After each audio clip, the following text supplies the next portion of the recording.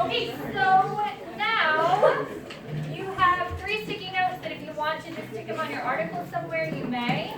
3 different ideas, or maybe it's the same as you came up with, but 3 ideas that other people had about your article.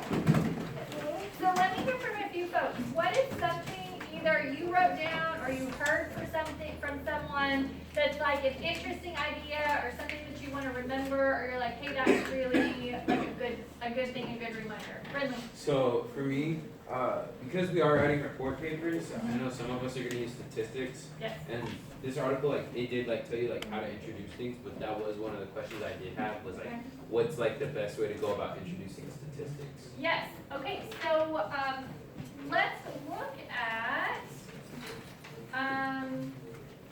page 46. One thing that I thought was really, really cool, and maybe some of you wrote this as well, was the template on page 46 of 47 that can help you. Now, it doesn't necessarily say, here's the best way to introduce a statistic, right? But it does give you some templates for how to start that introduction for your quotations. And I have another handout I'm gonna give you. We're gonna talk a little bit more about introducing quotations, so Brinley will come back to that question. But I think that connects with how to start the explanations, the introductions of the quotations, as well as the second one that I highlighted was how to start my explanation of my quotations. So hopefully those will be helpful. You had one job. Was to use the sandwich, like basically not to quote unquote, just for the sake of quoting. Right. Yeah, but Tell me a little bit more about that. Not to quote unquote just for the sake of a quote. like quote a quote that support your points. Like use the sandwich method. Yes, I think those two things are really important, right? Our author tells us don't just throw a quote in just because Ms. Fuller said I had to have 3 quotes and this one is kind of sort of about my topic. Like choose a quote that really supports my topic. But then this is one of the most important things that I want you to make note of. I've highlighted it because it kind of helps my brain to have that colors. So if you want to use one of your colors to highlight it, that might be helpful. Our authors talk about the quote sandwich as like, think about a delicious sandwich, whatever that is for you. Maybe it's a hamburger, maybe it's a turkey sandwich, maybe it's grilled cheese, maybe it's something else. So that meat or whatever's in the middle, the cheese or the meat or the middle part is your quote or paraphrase, because we're going to talk about that. The top slice of your sandwich is where you introduce who is speaking and set up what the quotation says. And then after that quote, you have to explain what this quote means.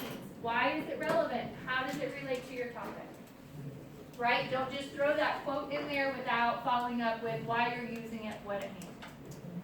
Good, thank you, Dad. What else was interesting or important?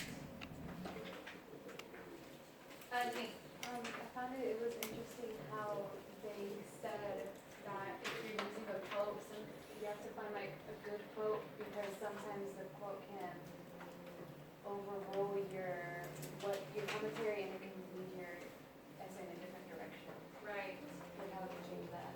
So again, making sure that you have that quote that's really relevant to what you're trying to say, not just like, hey, this article was good, the article helps prove my point, so let me just grab this quote, but really being intentional on the quote that you choose and making sure that you integrate it well into what you're saying.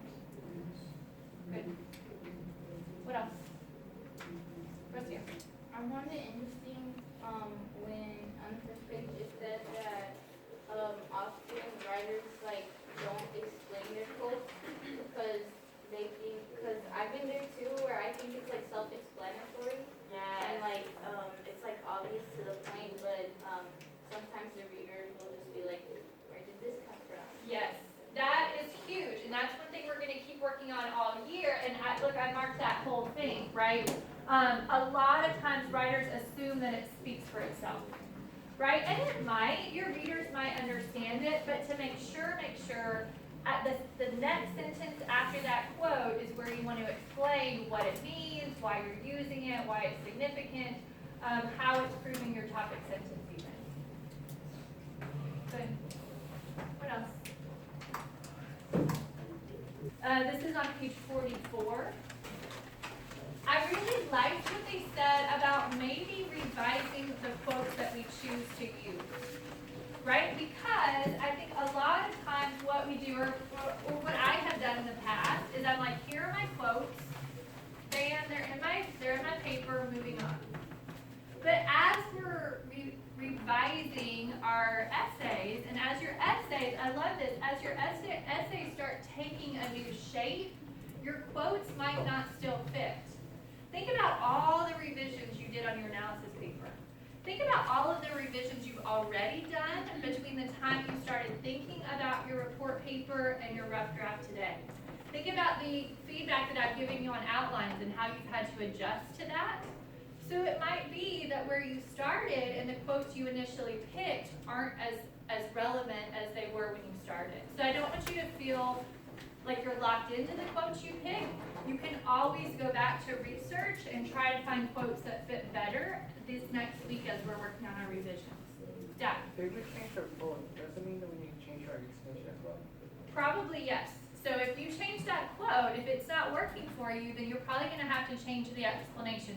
You might be able to use a few of the elements of the explanation, like maybe how it connected back, but you're probably going to want to revise that as well.